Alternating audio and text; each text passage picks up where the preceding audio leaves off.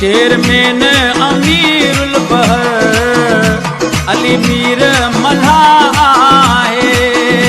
Chairman अमीरुल बहर अली मीर मल्हा है।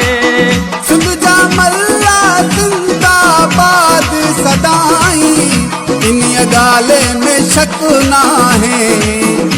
मल्हा मोती जो दाणो आहे, सचो साफ़ हुली कर आहे।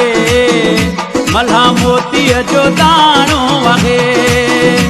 चेयरमैन अमीरुल बहर अली मीर मल्हा आहे।